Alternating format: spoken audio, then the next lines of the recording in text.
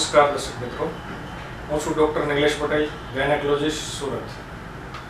આપણી આ health બુકની YouTube channel પર આપનું સ્વાગત છે. આજે એક અલગ જ ટોપિક અમે પ્લાન કરેલો છે, નોર્મલ ન્યૂબોર્ન કેર અથવા તો નોર્મલ નિયોનેટ કેર.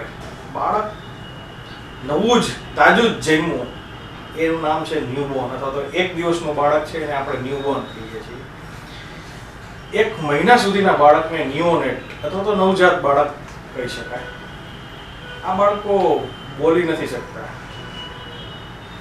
અને એની મધરે હજી નવી મધર છે, એટલે એને એક ન્યૂબોર્ન આજે ગિફ્ટ મળી, એની કેર કેવી રીતે લેવાની, એનું ધ્યાન કઈ રીતે રાખવાનું, એનો ખ્યાલ જ નથી હોતો. એટલે આપણે આ ટોપિકની પસંદગી કરી છે કે બાળકો બોલી નથી શકતા, બાળકોની આપણે સાઇન અથવા તો લક્ષણો જોવા અને સમજવા પડે. અને આમાં સૌથી વધુ કોઈ હેલ્પ કરી શકે તો એક પીડિયાટ્રિશિયન છે અથવા તો બાળકોના સ્પેશિયલ ડૉક્ટર છે. આજે આપણી સાથે એવા જ ગેસ્ટ છે, ડૉક્ટર સાંગાણી સાહેબ છે. DNB પીડિયાટ્રિક્સ કરેલું છે, છેલ્લા 5 વર્ષથી સુરત ખાતે સાંગાણી ચિલ્ડ્રન હોસ્પિટલ ચલાવે છે.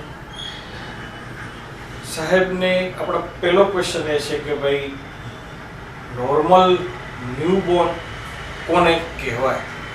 સાહેબ છે. નમસ્તે નીરજ સાહેબ. પહેલા તો આપણે જોઈશું કે નિયોનેટ કોને કહેવાય. કોઈ પણ બાળક જન્મે ત્યારથી 28 દિવસનો પીરિયડ, એટલે કે આશરે 1 મહિનાના પીરિયડ, એટલે કે 1 મહિનાના બાળકને આપણે નિયોનેટ કહેતા હોઈએ છીએ. બીજું સાહેબે પૂછ્યું કે નોર્મલ નિયોનેટ કોને કહેવાય, કારણ કે આજનું આપણું આખું જે ડિસ્કશન છે ને એ નોર્મલ નિયોનેટ માટે છે. એટલે પહેલાં તો આપણે સમજવું પડે કે નોર્મલ નિયોનેટ શું.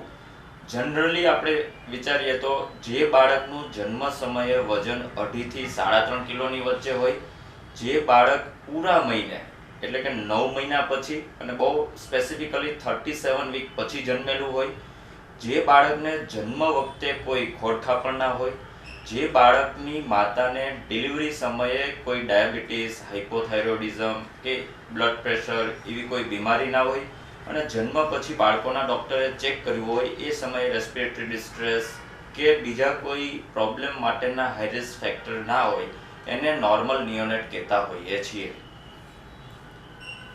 સરસ વાત થઈ. આપણે જાણ્યું કે નોર્મલ નિયોનેટ્સને નું વજન 2.5 થી 3.5 કિલો હોય છે. 9 મહિનાને અંતે જન્મ થયેલો હોય તો એને નોર્મલ નિયોનેટ્સ કહેવાય. પણ આવા બાળકની ડિલિવરી થઈ અથવા તો કોઈ પણ બાળકની ડિલિવરી થઈ તો આપણે શું ધ્યાનમાં રાખવું જોઈએ તાત્કાલિક ધોરણે? બાળકની અત્યારે ડિલિવરી થઈ તો હવે શું આપણે એનું ધ્યાન રાખવું જોઈએ છે? બહુ સરસ અને બેઝિક ક્વેશ્ચન છે. એ પહેલાં તો હું ક્લિયર કરીશ કે આજના આ ટોપિક વિશે આપણા માટે જાણવું શા માટે જરૂરી છે. કારણ કે કોઈ પણ મેટરમાં આપણો વાય ક્લિયર હોવો જોઈએ કે શા માટે મારે આ જાણવું છે. આપણને બધાને ખબર છે કે બાળકો જનરલી, નાના બાળકો બોલી શકતા નથી, એટલે કે એમને કંઈ પ્રોબ્લેમ હશે તો એ પેરેન્ટ્સને કહી નહીં શકે. પહેલી વસ્તુ, કહી નહીં શકવાના કારણે બાળકનો નાનો પ્રોબ્લેમ પણ મોટો થઈ જવાને ચાન્સીસ ઘણા વધારે છે.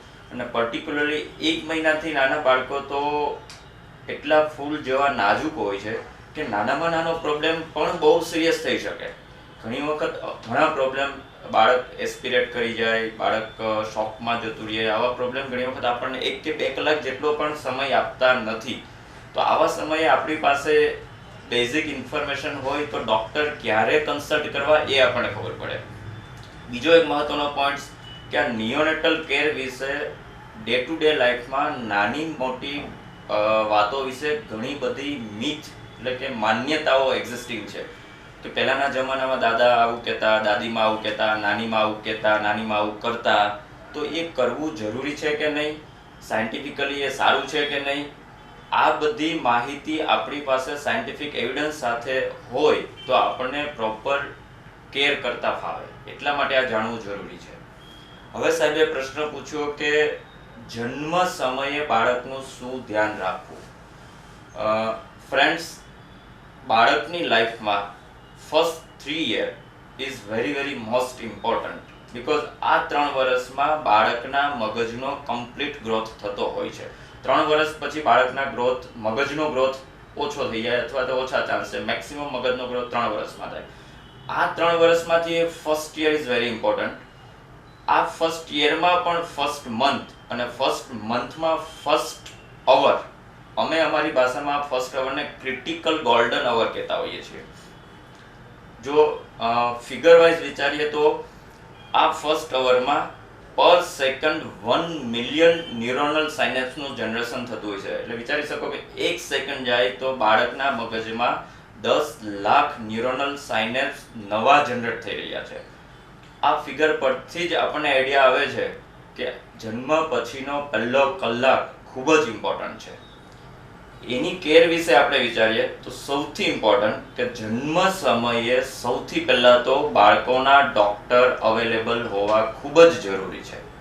કારણ કે એ ઇમરજન્સી મોમેન્ટ હોય છે, કંઈ થાય તો પછી બાળકોના ડૉક્ટરને બોલાવવાનો સમય રહેવાના ચાન્સ નથી. એટલે સૌથી પહેલાં તો બાળકોના ડૉક્ટર અવેલેબલ હોવા જોઈએ, જેથી કરીને ડિલિવરી થાય એટલે ડાયરેક્ટ ડૉક્ટર ચેક કરી શકે અથવા તો કંઈ સ્ટેપ લેવાની જરૂર છે કે નહીં એ ડિસાઇડ કરી શકે. ડિલિવરી સમયે જ બાળકોનો ડોક્ટર? યસ. ડિલિવરી નો સમય આવતો જાય, ડિલિવરી કરવા માટે તમે હોસ્પિટલમાં એડમિટ થયા હો ત્યારે જ તમારે બાળકના ડોક્ટર ડિલિવરી સમયે હાજર રહે એવો આગ્રહ રાખવો. અને જનરલી સુરત જેવા મોટા સિટીમાં તો બધા ડોક્ટર, ગાયનેકોલોજિસ્ટ ને પીડિયાટ્રિશિયન સમજે છે, એટલે એ મેનેજ સારી રીતે થઈ રહ્યું છે. હવે બાળક ડિલિવરી થાય ત્યારે, બાળક ડિલિવર થયા પછી પીડિયાટ્રિશિયનનું ઇનિશિયલ એસેસમેન્ટ હોય કે બાળક જન્મ્યા પછી બરાબર રડ્યું છે કે નહીં, હાર્ટના ધબકારા બરાબર પ્રોપર ચાલુ થઈ ગયા છે કે નહીં. આ 1 થી 5 મિનિટની પ્રોસેસ હોય. એ બરાબર ચેક થઈ જાય અને બાળકોના ડૉક્ટર ઓકે કહે તો આઈડિયલી બાળકને મમ્મીના છાતી પર જ સુવડાવવું જોઈએ. આના મલ્ટિપલ ફાયદા છે. ઇવન 2 થી 5 મિનિટ પછી તરત જ બાળકને મમ્મીના એબડોમેન કે બ્રેસ્ટ પર સુવડાવવાથી બાળકનો અને મમ્મીનો સ્કિન ટુ સ્કિન કોન્ટેક્ટ રહેશે, જેથી બાળકને હાઇપોથર્મિયા નહીં થાય. બાળક અને મમ્મીનું બોન્ડિંગ ઇમિડિયેટલી આફ્ટર બર્થ ચાલુ થઈ જશે, જેથી લેક્ટેશનની પ્રોસેસ ફ્યુચરમાં બહુ ઇઝી થઈ શકે. બાળકને ગરમ કપડામાં કવર કરીને હૂંફમાં રાખવું જોઈએ. ડિલિવરીની પ્રોસેસ પૂરી થઈ જાય પછી હાથ પગના મોજા, માથાની ટોપી પહેરાવીને જ બીજા ડિલિવરી સિવાયના બીજા રૂમમાં બાળકને મમ્મી પાસે જ રાખવું જોઈએ. ખાસ આ સમયે મને કહેવાનું ગમશે કે બાળકને ક્યારેય મમ્મીથી સેપરેટ કરવું નહીં. આટલું 2-4 વસ્તુ ધ્યાનમાં રાખવી ખૂબ જરૂરી છે. સાયનેપ્સ ફોર્મેશનની વાત થઈ એટલે એક મુદ્દો ઉમેરું કે ભાઈ એક ન્યુરોન એટલે એક મગજનો કોષ અને બીજો મગજનો કોષ એ એકબીજા સાથે જોડાય, એ જોડાણને સાયનેપ્સ કહે છે. અને એ સાયનેપ્સ જેમ સાહેબે કીધું એ રીતના કે ભાઈ 10 લાખ જેટલા સાયનેપ્સ તો એ 1 સેકન્ડની અંદર બનતા હોય. તો એ બાળકનું મગજ વિકસાવે છે. એ સમય દરમિયાન એ વિકસે છે. ઘણા બધા મલ્ટિપલ કારણોના હિસાબે વિકસે છે, પણ એ ત્યારે જ મેક્સિમમ સ્પીડે વિકસે છે. પહેલા અમુક અવર્સ, પછી અમુક દિવસો અને 1 થી 3 વર્ષ. તો આ વસ્તુઓને ક્લિયર કટ અન્ડરસ્ટેન્ડિંગ હોવી જોઈએ. બીજો ક્વેશ્ચન સાહેબ આપણે કે બાળકોને આપણે બ્રેસ્ટ ફીડિંગ માટે લગાવતા જોઈએ છીએ, તો એના માટે થઈ નોર્મલ બ્રેસ્ટ ફીડિંગ કોને કહેવાય, કેવી રીતે સ્ટાર્ટ કરવું જોઈએ, જન્મ પછી તરત જ સ્ટાર્ટ કરી દેવું જોઈએ અને કઈ રીતે સ્ટાર્ટ કરવું જોઈએ? સાહેબે બહુ જ ઇમ્પોર્ટન્ટ અને બેઝિક ક્વેશ્ચન પૂછ્યો છે. આઈડિયલી કોઈ પણ ડિલિવરીમાં અડધાથી 1 કલાકની અંદર બાળકને મમ્મીના છાતી પર લગાડીને દૂધ પીવડાવવાનું ચાલુ કરી જ દેવું જોઈએ. જનરલી નોર્મલ ડિલિવરી હોય તો 30 મિનિટની અંદર અને સિઝેરિયન હોય તો 1 અવરની અંદર. આના માટે બાળકને મમ્મીની છાતી લગાડવાનું કોશિશ કરવાની. મમ્મીને બેઝિક ઇન્ફોર્મેશન અને એના સ્ટેપ્સ કીધેલા હોય છે. પહેલા 2 થી 3 દિવસ બાળકના મમ્મીને ફીડિંગ ઓછું આવે એ ફિઝિયોલોજીકલ છે, એના માટે કોઈ જ ચિંતા કરવાની જરૂર નથી. પણ ફીડિંગ બાળકના મોઢામાં અંદર જાય એના કરતાં આપણા બધા તરફથી એના ફ્રીક્વન્ટ ટ્રાય કરવી, એફર્ટ કરવા એ ઇમ્પોર્ટન્ટ છે. ઇવન 1 કે 2 ડ્રોપ બ્રેસ્ટ ફીડિંગ પણ બાળકના મોઢામાં જશે તો એને કોલોસ્ટ્રમ કહેતા હોઈએ છે, એ સફિશિયન્ટ છે. કારણ કે ભગવાને જ નેચરલી એને ઇનફ સ્ટોરેજ આપેલો છે, ઇનફ વોટર સ્ટોરેજ અંદર આપેલો છે જેથી બાળકને ડિહાઇડ્રેશન નહીં થાય, અને ઇનફ ગ્લાયકોજન સ્ટોરેજ આપેલો છે કે જેથી પહેલા 2 દિવસ બાળકના મમ્મીને ઓછું દૂધ હોય તોય બાળકને નોર્મલ નિયોનેટને હાઇપોગ્લાયસેમિયા થવાના કોઈ ચાન્સ નથી. એટલે વારંવાર ટ્રાય કરવી એ જરૂરી છે, ભલે દૂધ આવે કે ના આવે. અને ખાસ કરીને પહેલી ડિલિવરી હોય એવા સમયે ઓછું દૂધ આવવું એ નોર્મલ છે, કમ્પ્લેન નથી, એ ડિઝીઝ નથી, પણ આપણે વારંવાર ટ્રાય કરવી જરૂરી છે. ટ્રાય કરવાથી એક બ્રેસ્ટ ફીડિંગ એસ્ટાબ્લિશ થતું હોય છે, કે સેટ થતું હોય છે, કે સ્થાપિત થતું હોય છે. એટલે એવું ન સમજવું કે 2 ડ્રોપ આવે છે પહેલા 2 દિવસ, કે 3 ડ્રોપ આવે છે, કે ઓછું આવે છે, કે નથી આવતું. એ ખાસ સમજવાની જરૂર છે. એટલે એ સમયે આ જ નોર્મલ છે, યસ, આ જ નોર્મલ છે, આ જ સફિશિયન્ટ છે, અને આવું જ હોય છે. યસ, આનાથી કંઈ પણ અલગ હોય તો એ હા, આપણે વિચારવું પડે. બાકી દરેક મમ્મીને ઓછું જ દૂધ આવે, ઓછું એટલે સ્ટાર્ટિંગની ઓછું, અંદર yes. પહેલા 2-3 દિવસની અંદર તો ઓછું જ આવે. પછી એ ધીરે ધીરે જે રીતે બાળકનું ને મધરનું બેયનું બોન્ડિંગ શરૂ થાય, બેયને એકબીજાની પ્રત્યેની લાગણીઓ શેર થાય, બે એક ન્યૂબોર્ન છે એ બાળકનું મધરનું બ્રેસ્ટને શક કરે, એ રીતે ધીરે ધીરે ધીરે ધીરે ધીરે નોર્મલ બ્રેસ્ટ ફીડિંગ સેટ થતું હોય છે. છતાં આપણે સાહેબ પાસેથી સમજીએ કે નોર્મલ બ્રેસ્ટ ફીડિંગ કેવી રીતે સેટ થાય, અથવા તો સ્થાપિત થાય, અથવા તો પ્રસ્થાપિત થાય. હા, સાયન્ટિફિકલી સમજાવું તો 2 હોર્મોનનો એમાં રોલ છે. એક છે પ્રોલેક્ટિન અને બીજો છે ઓક્સિટોસિન. પ્રોલેક્ટિનના નામ પરથી જ ખબર પડે છે, પ્રોલેક્ટેશન કરે કે જે મમ્મીના મગજમાંથી સિક્રેટ થતો હોય છે. પ્રોલેક્ટિન હોર્મોન મમ્મીના બ્રેસ્ટમાં મિલ્કનું પ્રોડક્શન કરે છે. અને આ પ્રોલેક્ટિન હોર્મોન સિક્રેશન થવા માટે મમ્મીને સ્ટિમ્યુલેશન મળવું ખૂબ જરૂરી છે. એ ઇમોશનલ અને સોશિયલ સપોર્ટ પણ હોઈ શકે. ફ્રીક્વન્ટ બાળક મમ્મીના છાતી પર ચૂસે એ પણ one of the best stimulation છે. આમાં પણ હું એમ કહીશ કે જેટલું બાળક વારંવાર એટલે કે ફ્રીક્વન્ટલી દૂધ પીવાની કોશિશ કરે અને જેટલા લાંબા સમય સુધી દૂધ ચૂસે એ ખૂબ જરૂરી છે. આની સાથે સાથે મેં જેમ વાત કરી એમ family member, doctor, hospital, sisters બધા તરફથી મમ્મીને એક સપોર્ટ મળવો જોઈએ. આ ઉપરાંત મમ્મી લિક્વિડ ડાયટ શરૂઆતના વીકમાં, પહેલા વીકમાં વધારે લે, દૂધ છે, ખીર છે, આપણા આયુર્વેદિકમાં ઘણા કહેવાય છે કે નારિયેળ તે કંઈ વધારે ખાય. ઇન શોર્ટ લિક્વિડ ડાયટ વધારે લે અને મમ્મી ડિહાઇડ્રેશન સ્ટેટમાં ના રહે તો બ્રેસ્ટ ફીડિંગ વહેલું આવતું હોય છે. અને બધું કરવા છતાં ના આવે તો ગાયનેકોલોજિસ્ટ અને અમે ઘણી વખત મમ્મીને અમુક કન્ટેન્ટવાળી સિમ્પલ મેડિસિન ટેબ્લેટ કે પાવડર કે કેપ્સ્યુલ આપતા હોઈએ છીએ, તો એનાથી પણ બ્રેસ્ટ મિલ્ક ઇનિશિએટ કરવામાં અને એસ્ટાબ્લિશ કરવામાં સરળતા રહેતી હોય છે. એટલે ટૂંક શોર્ટમાં કહું તો કોર એ છે કે ફ્રીક્વન્ટ બાળક મમ્મીના છાતી પર દૂધ ચૂસવાની કોશિશ કરે અને આપણે એ કોશિશ કરાવીએ. બને એટલું ફ્રીક્વન્ટલી, બને એટલા લાંબા સમય સુધી. ઘણી વખત શરૂઆતમાં 1 કલાક, 1.5 કલાક સુધી બેસી રહેવું પડતું હોય છે, પણ આનાથી જ બાળકના મમ્મીનું બ્રેસ્ટ મિલ્ક પ્રોડક્શન વધશે. આપણે વાત કરી પ્રોલેક્ટિનની અને ઓક્સિટોસિન.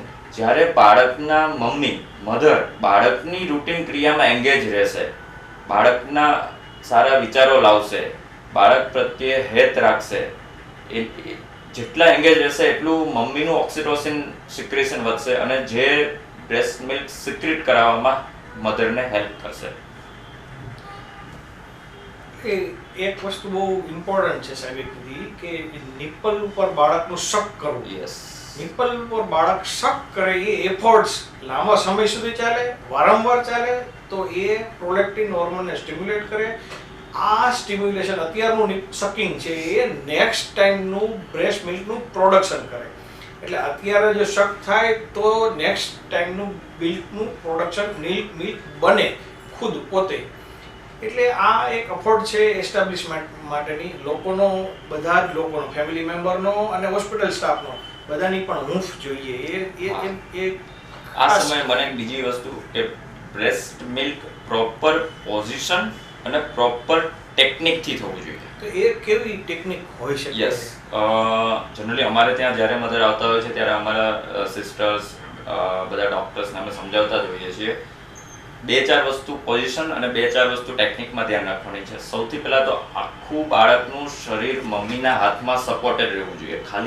ખાલી માથું નહીં, ખાલી પગ નહીં. એટલે જરૂર પડે તો નીચે આપણે તકિયો કે ઓશીકું રાખી શકતા હોઈએ છીએ. એટલે કે ફર્સ્ટ થિંગ ઇન પોઝિશન કે બાળકનું આખું શરીર મમ્મીના હાથમાં સપોર્ટેડ રહેવું જોઈએ. બીજી વસ્તુ, થોડું બાળકનું માથું પગ કરતાં ઊંચું રહે તો પણ ચાલે, જેથી કરીને એસ્પિરેશનના ચાન્સ ઓછા થઈ જાય. મધર કમ્ફર્ટ પોઝિશનમાં હોવી જોઈએ. શક્ય હોય ત્યાં સુધી મધરે બેઠા જ ફીડિંગ કરાવવાનો આગ્રહ રાખવો, જેથી પણ બાળકને એસ્પિરેશનના ચાન્સ ઓછા થઈ જાય. ટેકનિક વિશે કહું તો ફક્ત છાતીના નિપ્પલનો ભાગ બાળકના મોઢામાં જાય તો એ રોંગ ટેકનિક છે.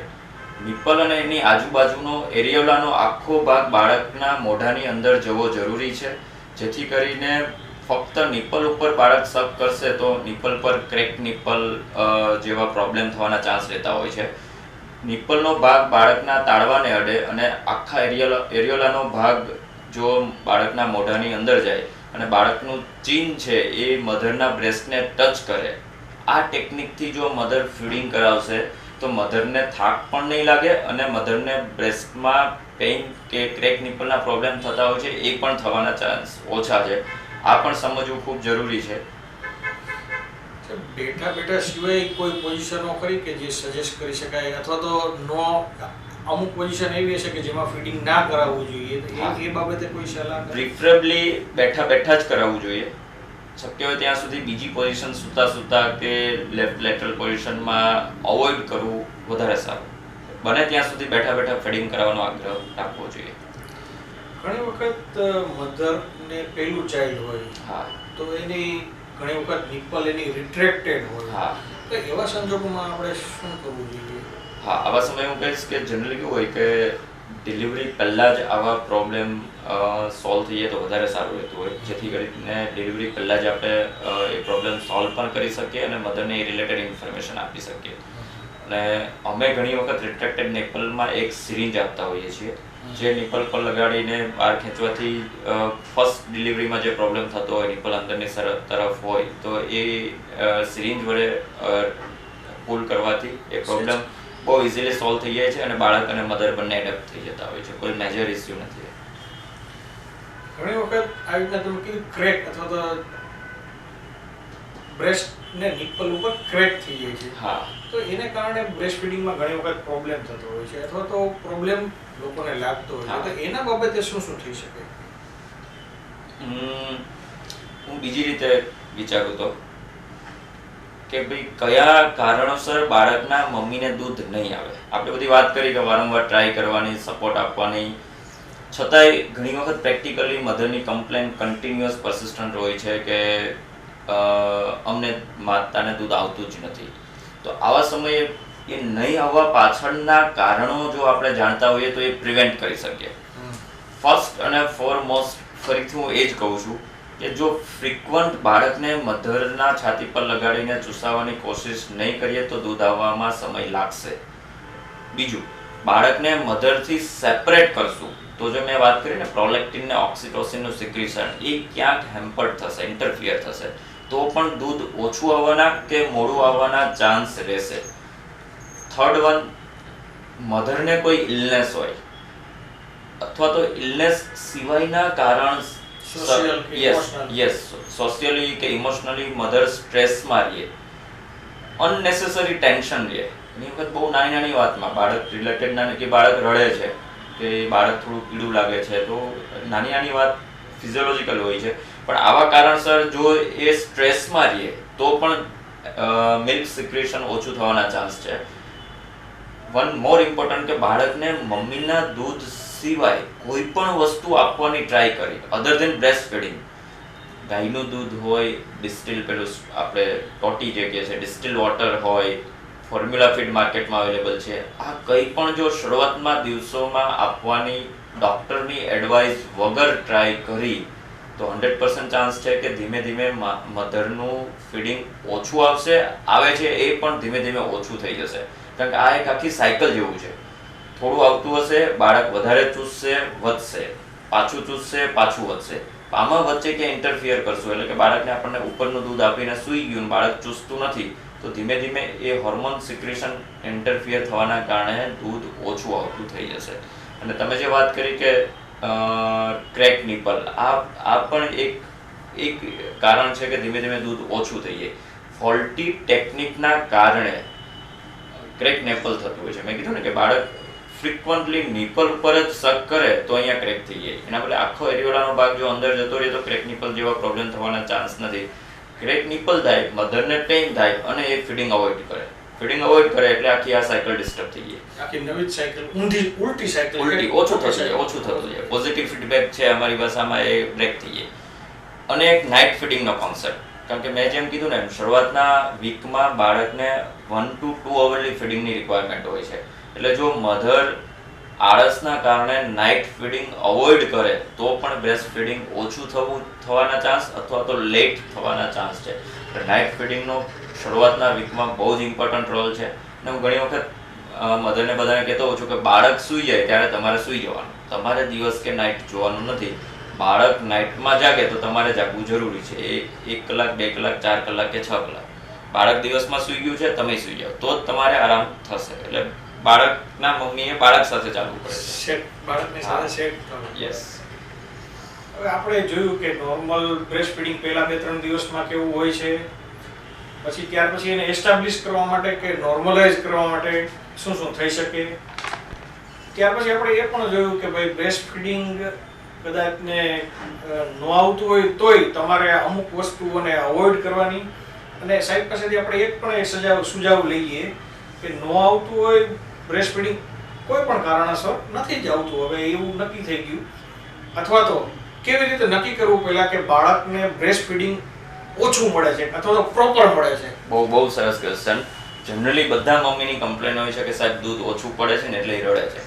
દૂધ ઓછું પડે છે ને એટલે રડે છે એટલે અમારે કંઈક આપવું છે કે તમે ઊંઘની દવા આપો, ઊંઘના ટીપા આપો.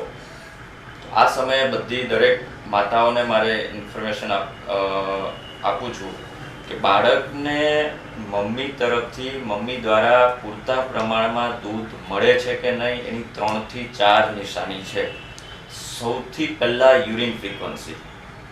પહેલા 3 દિવસ પછી જો બાળક દિવસમાં 6 થી 8 વખત વ્હાઇટ કલરનું યુરિન કરતું હોય તો સમજી લેવું કે મમ્મી તરફથી બાળકને મળતું દૂધ સફિશિયન્ટ છે. સેકન્ડ થિંગ, બાળકનું વજન વેઇટ ગેઇન એડિક્વેટ પ્રમાણમાં હોય. એને આપણે પ્રેક્ટિકલી કેવી રીતે જોઈ શકીએ? પહેલા 7 થી 10 દિવસને બાદ કરતા પહેલા 7 થી 10 દિવસ થોડું વેઇટ ઓછું થતું હોય છે, 10%, 8 થી 10%. 2.5 થી 3 કિલો હોય તો 200 થી 250 ગ્રામ વજન ઓછું થાય પહેલા 10 દિવસમાં. 10 દિવસ પછી ડેઈલી જો બાળકનું વજન 25 થી 40 ગ્રામ પર ડે વધતું હોય તો બાળક એડિક્વેટ પ્રમાણમાં બ્રેસ્ટ ફીડિંગ મળે છે, બાળકને મળે છે. એ આપણે અને માતાએ સમજવું ખૂબ જરૂરી છે. એટલે રિપીટેડલી એવા મગજમાં વિચાર લાવવા નહીં કે માતાને દૂધ ઓછું આવે છે. એટલે 2 પોઈન્ટ જોયા, એક યુરિન ફ્રીક્વન્સી, બીજું વેઇટ ગેઇન.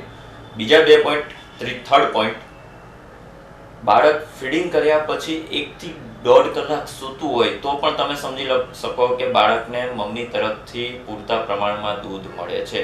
કારણ કે નાના બાળકની કન્ટિન્યુઅસ સ્લીપ 5-7 કલાક આપણી જેમ હોતી નથી. 1 કલાક 1.5 કલાક સૂવે ફરીથી ફીડિંગ માટે ઉઠે. ફોર્થ પોઈન્ટ, જ્યારે મધર એક તરફ બ્રેસ્ટ ફીડિંગ કરાવતી હોય અને બીજી તરફની બ્રેસ્ટમાંથી જો 1 કે 2 ડ્રોપ બ્રેસ્ટ ફીડિંગના સિક્રેટ થતા હોય તો એ ડેફિનેટલી સાઇન છે કે મધરને ઇનફ સફિશિયન્ટ બ્રેસ્ટ ફીડિંગ આવે છે.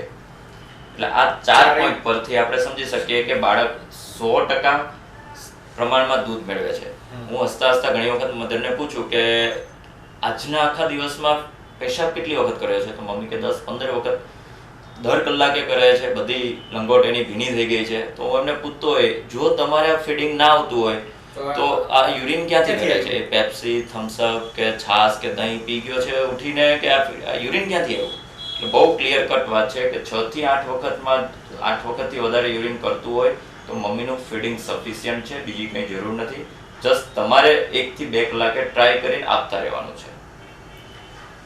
હવે આપણે આ સરસ 4 પોઈન્ટ સમજ્યા કે ભાઈ ક્યારે બ્રેસ્ટ ફીડિંગ નોર્મલ કહેવાય, હા સફિશિયન્ટ સફિશિયન્ટ છે, પ્રોપર છે, તમારો આ વે નોર્મલ છે, યસ યસ અને આને આ ચાલુ રાખો. હા કદાચ ઘણી વખત એવું થાય કે ભાઈ આ પ્રમાણમાં નથી ચાલતું હા અને કાંઈ પણ હવે કાંઈ અલ્ટરનેટિવ શોધવાની વાત આવે તો આપણે શું શું ચાલુ કરી શકીએ અથવા તો શું ચાલુ ન કરવું જોઈએ?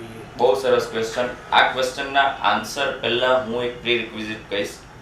બ્રેસ્ટ ફીડિંગનું ઓલ્ટરનેટિવ વિચારતા પહેલા બાળકોના ડોક્ટરને કન્સલ્ટ કરવા ખૂબ જ જરૂરી છે. તમારા ઘરે બ્રેસ્ટ ફીડિંગ સિવાય આપવાની વાત તો દૂર રહી, વિચારવું એ પણ બાળકને નુકસાનકારક અને પાપ કરે છે એવું સમજી લો. એટલે સસ્તન બધાય જે સસ્તન પ્રાણીઓ છે હા. એ બધાયને સ્ટાર્ટિંગ નો મેઇન ખોરાક હા. અથવા તો એક્સક્લુઝિવ એક જ ખોરાક એ દૂધ જ છે. Yes yes. અને ઈ એની XYZ પ્રજાતિનો. એટલે હા, એટલે તો હું મારે ત્યાં આવતા માતાઓને તો ખીજાઈને કહું છું કે તમારે તો મમ્મીના દૂધ સિવાય બીજું કંઈ વિચાર કરવો ને એ પણ પાપ છે. વિચાર આવે તો પણ બાળકોના ડોક્ટરનો કન્સલ્ટ કરો. હવે એના આન્સર તરીકે આપણે ઓલ્ટરનેટિવ જોઈએ તો આઈડિયલી સ્પીકિંગ માતાના દૂધનું ઓલ્ટરનેટિવ કંઈ જ નથી. જે કન્ટેન્ટ છે, જે નેચરલ છે, જ્યારે જોઈએ ત્યારે અને એકદમ પ્યોરિટીમાં જે માત્રામાં હા હા, તો એનો આઈડિયલ ઓલ્ટરનેટિવ કંઈ નથી. પણ એવા સર્કમસ્ટન્સીસમાં આપણે ક્યારેક વિચારવું પડે જ્યારે બાળકનું વજન બહુ જ ઓછું હોય, મધરને ક્રિટિકલ ઇલનેસ હોય, મધરને એવો કોઈ સિરિયસ ઇન્ફેક્ટિવ ડિઝીઝ હોય, ત્યારે એના ઓલ્ટરનેટિવ વિચારવા પડતા હોય છે. તો ફર્સ્ટ બેસ્ટ ઓલ્ટરનેટિવ એ હ્યુમન મિલ્ક બેન્કિંગ. એટલે કે આપણા સુરત સિટીમાં પણ છે કે હ્યુમન મિલ્ક બેંક હોય. આપણે જેમ બીજી નોર્મલ બેંક હોય એ મિલ્ક બેંક હોય કે જ્યાં બીજી મધર પોતાનું મિલ્ક એક્સપ્રેસ કરીને ત્યાં આપતી હોય અને એ જ મિલ્ક, એ જ બીજી માતાનું મિલ્ક હ્યુમન મિલ્ક, માતાનું જ મિલ્ક જે પોતાના બાળકને આપતા વધતું હોય અથવા પોતાના બાળકને આપી શકાય એવી કન્ડિશન ના હોય તો દર 2 કલાકે 3 કલાકે એક્સપ્રેસ કરીને એ બેંકમાં એની પ્રોસેસ થતી હોય, ટેમ્પરેચર, પાસ્ચરાઇઝેશન આ તે કંઈ, અને પછી એ બીજા બાળકને રિક્વાયરમેન્ટ પ્રમાણે આપી શકાતું હોય. સુરતમાં પણ આપણે અહીંયા એ હ્યુમન મિલ્ક બેંક છે. તો બેસ્ટ એ હ્યુમન મિલ્ક બેંક ઓપ્શન છે. મોટા શહેરોમાં પણ છે. કોલકાતામાં હતો તો ત્યાં પણ આવી હ્યુમન મિલ્ક બેંક અમારી ઇન્સ્ટિટ્યૂટમાં જ હતી. Second option A formula feed છે. આઈડિયલ નથી પણ એક પ્રેક્ટિકલ ઓપ્શન છે કે જેમાં કંપનીઝ દ્વારા મધર મિલ્કને સિમિલર કન્ટેન્ટ જેવું મિલ્ક પાવડર પ્રિપેર કરવાની ટ્રાય કરવામાં આવે છે. આ બે સિવાય પ્રેક્ટિકલી ક્યારેય અમૂલ દૂધ, ગાયનું દૂધ એ તો વિચારવું જ નહીં. કેમ? સાયન્ટિફિકલી અને પ્રેક્ટિકલી સમજાવું તો શોર્ટમાં કહું તો ગાયનું દૂધ ગાયના બચ્ચા માટે છે, માતાનું દૂધ બાળક માટે છે. કેવી રીતે? ગાયના બચ્ચાને તો જન્મ થયા વાછરડું કે વાછરડી હોય તો એને તો જન્મથી 2 કે 4 દિવસમાં જ ચાલતા શીખવું પડે એવું છે. એટલે ભગવાને ગાયના દૂધમાં એ પ્રકારના કન્ટેન્ટ આપ્યા છે. એમાં હાઈ પ્રોટીન હશે, પ્રોટીનની ક્વોન્ટિટી અલગ હશે. જ્યારે માતાના દૂધમાં આપણા બાળકને પહેલા 4 દિવસમાં દોડતા થવાની જરૂર નથી. આપણું બાળક જનરલી 1 વર્ષે ચાલતું કે દોડતું થાય છે. તો ગાયના દૂધમાં ગાયના બચ્ચાને લાયક કન્ટેન્ટ છે, બાળકની માતાના દૂધમાં બાળકને લઈને કન્ટેન્ટ છે. ગાયના દૂધના કન્ટેન્ટ બાળક માટે પાચનની દ્રષ્ટિએ ભારે પડી શકે છે અને ભારે પડે છે, પડી શકે નહીં પડે જ છે. એના કારણે ગાયનું દૂધ બાળક માટે એડવાઇઝેબલ નથી. આ બહુ જ ક્લિયર કટ આપણે જાણવું જરૂરી છે. અને પર્ટિક્યુલરલી પહેલા 6 મહિના તો હું ફરીથી કહું છું કે ગાયનું દૂધ વિચારવું જ નહીં. હવે ગાયનું દૂધ આપીએ તો શું થાય? બહુ જ કોમનલી જે પ્રોબ્લેમ થાય છે કોન્સ્ટિપેશન, કારણ કે એમાં લેક્ટોઝ ઓછું હોય છે. મેં કીધું ને ક્વોન્ટિટી અને ક્વોલિટી બંને ગાયના દૂધની કન્ટેન્ટમાં અલગ અલગ હોય છે. એટલે કોન્સ્ટિપેશન થાય, બાળક છી કરે નહીં, પેટ ફૂલી જાય, દવાઓ આપીને કરાવવું પડે. બીજું રિકરન્ટ કોલિક થાય. કોલિક એટલે શું કે બાળકને આપણે દેશી ભાષામાં કહીએ તો વીટ આવે, પેટ ફૂલી જાય અને સતત રડે. ઘણા બધા ફેમિલી એક્સપિરિયન્સ કર્યો છે કે 2 કલાક, 4 કલાક, 6 કલાક, 8 કલાક સતત બૂમ પાડીને બાળક હાથ પગ ટાઈટ કરીને રડ્યા કરે અને ઇમરજન્સીમાં બાળકોના ડૉક્ટર પાસે જવું પડે. આનું બહુ જ કોમન કારણ છે કે બાળકને અધર ધેન બ્રેસ્ટ ફીડિંગ કંઈક આપવામાં આવે. એમાંનું એક ગાયનું દૂધ. આપણે 2 પ્રોબ્લેમ વાત કરીએ, કોન્સ્ટિપેશન અને કોલિક. થર્ડ વેરી ઇમ્પોર્ટન્ટ પ્રોબ્લેમ એ છે ઇન્ફેક્શન. કારણ કે ગાયનું દૂધ આપવા માટે આપણે કંઈક વસ્તુનો તો ઉપયોગ કરશું ને, ચમચી છે કે બોટલ છે, તો આ બહુ જ ઇમ્પોર્ટન્ટ સેપ્સિસનો સોર્સ એટલે કે ઇન્ફેક્શનનો સોર્સ બની શકે છે. અને 1 મહિનાથી નાના બાળકમાં થતું આ ઇન્ફેક્શન સેપ્સિસમાં કન્વર્ટ થાય અને આ સેપ્સિસની સારવાર કાચની પેટીમાં 14 થી 21 દિવસ જરૂર પડતી હોય છે અને જેનો ખર્ચ આપ બધા જાણતા જ હશો કે ઘણો બધો થઈ જાય. તો આ બધું પ્રિવેન્ટ કરવા માટે મમ્મીના દૂધ સિવાય બીજો કોઈ વિચાર કરવો નહીં, સિવાય કે પીડિયાટ્રિશિયન કે ગાયનેકોલોજિસ્ટ કોઈ એડવાઇસ આપે તો અને તો જ. એટલે આપણને ઘણું બધું જાણવા મળ્યું કે એક્સક્લુઝિવ છે બ્રેસ્ટ 6 મહિના સુધી એક્સક્લુઝિવ બ્રેસ્ટ ફીડિંગ, બીજું કંઈ જ નહીં. પાણી પણ નહીં પીવાનું, પાણી પણ બાળકને આપવું નહીં. ઘણી વખત બાળક આવી રીતના બ્રેસ્ટ ફીડિંગ કર્યા પછી થોડું કાં વોમિટ કરતું હોય છે કે કાઢતું હોય છે કે ભળતું હોય છે, એ પ્રશ્ન બહુ યસ, બહુ સરસ અને કોમન ટોપિક. જનરલી બધા બાળકોને પ્રોબ્લેમ હોય છે.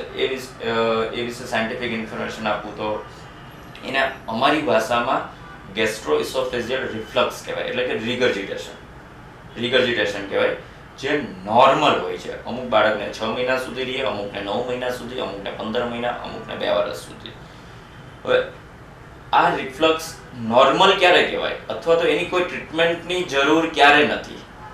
જો મેં આગળ વાત કરી એમ બાળક પૂરતા પ્રમાણમાં એડિક્વેટ વેઇટ ગેઇન થતું હોય, પૂરતા પ્રમાણમાં યુરિનરી ફ્રીક્વન્સી હોય, એટલે કે દિવસમાં 6-8 વખતથી વધારે પેશાબ થતું હોય, બાળકનું પેટ ફૂલેલું ના હોય, બાળક બરાબર રમતું હોય, તો જે આ દૂધ ભળે છે ને, આપણે કહીએ ને ભળે છે, વોમિટિંગ કરે છે, એ નોર્મલ છે. એ દિવસમાં 2 વખત હોય, 4 વખત હોય, 6 વખત હોય કે 8 વખત હોય.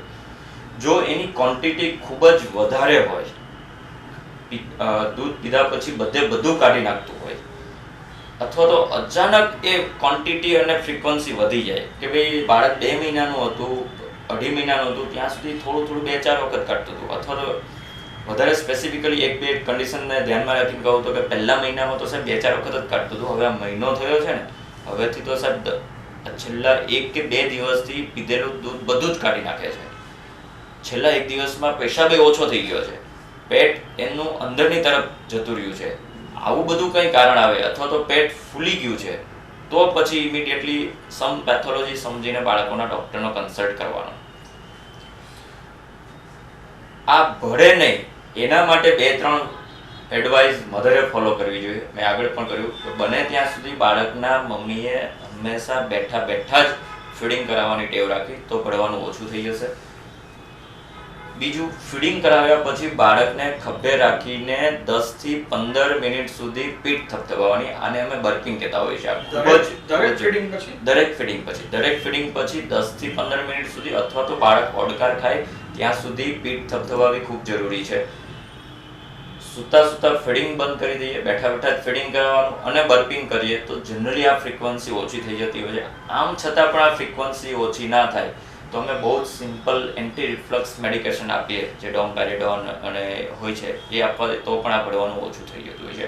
યુઝ્યુઅલી આ કોઈ મેજર પ્રોબ્લેમ નથી, પણ સાયન્ટિફિકલી સમજવું જરૂરી છે. મતલબ એક નોર્મલ પ્રોસેસ જ છે, ડેવલપમેન્ટની પ્રોસેસ છે. અમુક જાતના રિફ્લેક્સસ ડેવલપ થાય ત્યાં સુધી આ તકલીફ રહે છે. એના માટે તમે પેટિંગ કે થપથપાવો, પીઠ થપથપાવવાથી જનરલી થઈ જતું હોય છે. એમાં કોઈ મેજર ઇશ્યુ નથી થતા હોતા. આપણો ક્વેશ્ચન હજી આમાં એક આપણે પૂછવું કે નોર્મલ બ્રેસ્ટ ફીડિંગના ફાયદાઓ કે એડવાન્ટેજીસ શું છે? બહુ જ ઇમ્પોર્ટન્ટ વાત, કારણ કે બ્રેસ્ટ ફીડિંગના બેનિફિટ્સ બધી માતાઓ સમજશે તો એમના માટે બ્રેસ્ટ ફીડિંગ કરાવવાનું એક એન્કરેજમેન્ટ મળશે. બ્રેસ્ટ ફીડિંગના બાળકને પણ ફાયદા છે, બાળકની માતાને પણ ફાયદા છે. બાળકોના ફાયદા વિચારીએ તો સૌથી પહેલાં બાળક જન્મ્યું ત્યારે એનું 2.5 થી 3.5 કિલો વજન હોય, એડલ્ટ બને ત્યારે એનું વજન 50 કિલો થતું હોય. આને ગ્રોથ કહેવાય. તો બાળકનું વજન અને સાઇઝ વધે. તો બાળકના આ ગ્રોથ માટે ફર્સ્ટ 6 મંથ માટે જે કંઈ ન્યુટ્રિયન્ટની જરૂર છે એની આઈડિયલ કન્ટેન્ટ અને ક્વોલિટી બંને બ્રેસ્ટ ફીડિંગમાં છે. નોટ ઓનલી કન્ટેન્ટ, એટલા કન્ટેન્ટવાળી બીજી કોઈ વસ્તુ આવશું તો એનું એબ્ઝોર્પ્શન જેટલું બાળકના માતાના દૂધમાંથી બોડીમાં થાય છે એટલું બીજા કંઈમાંથી નહીં થાય. આયરન વિચારો, કાર્બોહાઈડ્રેટ વિચારો, એટલે ન્યુટ્રિયન્ટની ના કન્ટેન્ટ્સ અને ક્વોલિટી એ બેસ્ટ અને આઈડિયલ મમ્મીના દૂધમાં છે. એટલે પહેલું બાળકના વિકાસ એટલે કે ગ્રોથ માટે બ્રેસ્ટ ફીડિંગનું ઇમ્પોર્ટન્ટ અને એસેન્શિયલ બેનિફિટ છે. બીજું ઇમ્યુનિટી પોઈન્ટ ઓફ વ્યૂ વિચારીએ તો બાળકને પહેલા 6 મહિનામાં ઇન્ફેક્શન ના લાગે એટલા માટે એન્ટીબોડી, લેક્ટોફેરિન, જે ઇમ્યુનોગ્લોબ્યુલિન કહેવાતા હોય છે એનું પણ ક્વોન્ટિટી અને ક્વોલિટી બંને બ્રેસ્ટ ફીડિંગમાં આઈડિયલ હોય છે. સુટેબલ યસ, એટલે બાળકને ઇન્ફેક્શન લાગવાના ચાન્સ ઓલમોસ્ટ 0 થઈ જતા હોય છે. એટલે ગ્રોથ, ઇમ્યુનિટી અને ત્રીજું આપણે મેન્ટલ ડેવલપમેન્ટની વાત કરીએ તો DHA જેવા જે સબસ્ટન્સ છે એ જે એસેન્શિયલ ફેટી એસિડ એ બ્રેસ્ટ ફીડિંગ સિવાય કોઈ બીજા મિલ્કમાં હોતા જ નથી. એટલે બાળકના પ્રોપર મેન્ટલ ગ્રોથ માટે એ ખૂબ જ જરૂરી છે. એટલે સ્ટડીઝમાં પ્રૂવ થયેલું છે કે જે બાળક પહેલા 6 મહિના એક્સક્લુઝિવ બ્રેસ્ટ ફીડિંગ લે અને જે બાળકોએ એક્સક્લુઝિવ બ્રેસ્ટ ફીડિંગ નથી લીધું તો એક્સક્લુઝિવ બ્રેસ્ટ ફીડિંગ વાળા બાળકોનો લોંગ રનમાં આઈક્યુ આની કમ્પેરમાં બેટર છે. એટલે આ ડાયરેક્ટ બેનિફિટ આઈક્યુનો થયો. ફ્યુચરમાં તમે 2 કરોડ, 5 કરોડ, 10 કરોડ લઈને આઈક્યુ વધારવા માટે જશો તો કોઈ વધવાના ચાન્સ નથી. જે તમે માતાનું દૂધ આપીને આઈક્યુ વધારી શકો છો. આ ફાયદો થયો. આગળ ફાયદા વિચારીએ તો સ્ટડીઝ પરથી એવું પણ પ્રૂવ થયું છે કે જે બાળક 6 મહિના સુધી એક્સક્લુઝિવ બ્રેસ્ટ ફીડિંગ કરે છે એને આગળની લાઈફમાં એલર્જીક ડિસઓર્ડર થવાના ચાન્સ ઓછા થઈ જાય છે. કારણ કે આજકાલ હવે ઇન્ફેક્ટિવ ડિઝીઝ ઓછા થતા જાય છે અને એલર્જીક ડિઝીઝ વધતા જાય. તો એલર્જીક ડિઝીઝ સામે પણ બ્રેસ્ટ ફીડિંગ પ્રોટેક્ટિવ છે. એટલું જ નહીં, જે અત્યારના common disease, lifestyle related disease વિચારીએ, ડાયાબિટીસ અને ઇસ્કેમિક હાર્ટ ડિઝીઝ એની સામે પણ બ્રેસ્ટ ફીડિંગ જો બાળકને અર્લી લાઈફમાં પહેલા 6 મહિના વર્ષમાં બ્રેસ્ટ ફીડિંગ અપાયેલું હોય તો એ ડિઝીઝ થવાનો ચાન્સ પણ ઓછા થઈ ગયા. એટલે આ બધા ડિસીઝ પણ ઘટે, એલર્જીક ડિસીઝ પણ ઘટે, ઇન્ફેક્ટિવ ડિઝીઝ પણ ઓછા. એટલે આ બધા બેનિફિટ થયા. બીજી વાત કરું તો breast feeding at any time in sufficient quantity pure ફોર્મમાં એટ એની ટેમ્પરેચર એ તમને અવેલેબલ છે. એ સિવાયનું બીજું કંઈ આપણે આપવાનું વિચારશું તો પણ એ તૈયાર કરવું, ઠંડુ હોય તો ગરમ કરવું, ગરમ હોય તો ઠંડુ કરવું, એને સાફ એક હાઇજેનિક મેથડથી પ્રિપેર કરવું, એ બધા ટેન્શન હોય છે. આર્ટિફિશિયલ છે. હા, અને મેં કીધું ટ્રાવેલિંગ હોય કે તમે કોઈ પણ સર્કમસ્ટાન્સીસમાં હોય, કોઈ પણ ઓકેઝનમાં આપવું હોય, રાત હોય, બ્રેસ્ટ ફીડિંગ આપવું એ ઇઝીએસ્ટ થિંગ છે. એ પણ એક એડવાન્ટેજ થયો. એની સામે મધરને જોઈએ તો મધરને પણ એના બેનિફિટ છે. મધરને પ્રેગ્નન્સીમાંથી ફિઝિકલી પ્રી પ્રેગ્નન્સી સ્ટેજમાં આવવું હોય તો પણ બ્રેસ્ટ ફીડિંગ, યુટ્રાઇન ઇન્વોલ્યુશન, એનઓવ્યુલેશન ઉપરાંત ફિઝિકલી જે ફેટ લોસ, વેટ લોસ, એમાં પણ બ્રેસ્ટ ફીડિંગથી બાળકના મધરને ફાયદો થાય છે. પહેલા જેવું શરીર આખું વજન ઘટીને પહેલા જેવું શરીર યસ, મેળવવામાં અને એની ફિઝિયોલોજી આખી બ્રેસ્ટ ફીડિંગ કરાવવાથી હોમિયોસ્ટેસિસ મેન્ટેન થાય છે. ઇવન એવું પણ પ્રૂવ થયું છે કે સર્વાઇકલ કેન્સર અને બ્રેસ્ટ કેન્સરમાં પણ બ્રેસ્ટ ફીડિંગ બેનિફિશિયલ છે. વિચારી શકો, કેન્સર જેવી બીમારી સામે પણ બ્રેસ્ટ ફીડિંગ ઇનડાયરેક્ટલી કંઈક બેનિફિટ કરે છે. એટલે આ તો આપણે જસ્ટ 2, 4, 6 આપણે એન્યુમરેટ કર્યા, પણ અસંખ્ય ફાયદા છે. એટલે બ્રેસ્ટ ફીડિંગ બેસ્ટ ફીડિંગ છે, આપણે શોર્ટમાં એવું કહી શકાય. ઘણી વખત અમુક દવાઓ ડોક્ટરો આ ન્યૂબોર્નને આપતા હોય છે. તો કઈ કઈ દવાઓ અપાવી જોઈએ, શું હોવું જોઈએ, શું અપાય છે? હા, ટોનિક ને આવા બધા કોન્સેપ્ટ હોય છે કે ભાઈ બાળકનું વજન વધારે વધે એટલે અમને ટોનિક આપો. આ મને કહેવાનું ગમશે કે બાળકને જન્મ પછી 2 જ મેડિસિન આપવાની હોય છે. એક છે વિટામિન કે નું ઇન્જેક્શન, જે ડિલિવરી રૂમમાં જ બાળકોના ડૉક્ટર બાળકને આપી દેતા હોય છે, જે બાળકને હેમરેજિક ડિઝીઝ ના થાય એના માટે હોય છે. એક વિટામિન કે જે બાળકોના ડૉક્ટર ડિલિવરી સમયે જ ઇન્જેક્શન આપી દેતા હોય છે. અને બીજી એક જ મેડિસિન છે વિટામિન ડી. અત્યારના રિકમેન્ડેશન પ્રમાણે દરેક બાળકને જન્મ પછી વિટામિન ડીના ડ્રોપ્સ 400 ઇન્ટરનેશનલ યુનિટ ચાલુ કરવા જોઈએ અને 1 વર્ષ સુધી કન્ટિન્યુ કરવા જોઈએ. કારણ કે એક માત્ર અને માત્ર વિટામિન ડી જ એવું કન્ટેન્ટ છે કે જે બ્રેસ્ટ ફીડિંગમાં ઓછું હોવાના કારણે છેલ્લા 5 થી 7 વર્ષમાં એવું પ્રૂવ થયું છે કે mother and baby both are deficient. કારણ કે આપણે આજકાલ બધા તડકામાં જતા જ નથી અને સનલાઇટ સિવાય બીજે ક્યાંય વિટામિન ડી મળતું નથી. આજકાલ મધરે નથી જતા અને બાળકે નથી જતા. મધર નથી જતા એટલે મધરમાંથી બાળકને ડેફિસિટ આવે છે. અને બાય ચાન્સ તડકામાં જાય છે તો પણ બધું બાંધીને જઈએ છે. હવે તો માસ્ક આવી ગયા એટલે સનલાઇટનું એક્સપોઝર જ ઓછું થઈ ગયું. એટલે વિટામિન ડી ઇન્ટરનેશનલ બોડીઝ દ્વારા રિકમેન્ડેડ છે દરેક બાળકને જન્મ પછી 400 ઇન્ટરનેશનલ યુનિટ ડેલી આપવાના અને 1 વર્ષ સુધી કન્ટિન્યુ કરવાના. આ સિવાય કોઈ જ વિટામિન કે બીજી કોઈ જ મેડિસિનની 6 મહિના સુધી જરૂર નથી. બ્રેસ્ટ ફીડિંગ એ જ બેસ્ટ મેડિસિન છે અને એના જેવી કોઈ મેડિસિન કામ કરશે નહીં. આવું અમે ઓપીડીમાં સમજાવતા હોઈએ છીએ કે જે બ્રેસ્ટ ફીડિંગથી બેનિફિટ થશે ને એટલા અમારા મોંઘા ઇન્જેક્શનથી પણ ફાયદો થવાના ચાન્સ નથી. આપણે આભાર માનશું. અહીંયા આપણે ટોપિક પૂરી કરશું અને સાહેબનો ખૂબ આભાર કે અમને આટલી સરસ માહિતી આપી. આભાર. Thank you so much.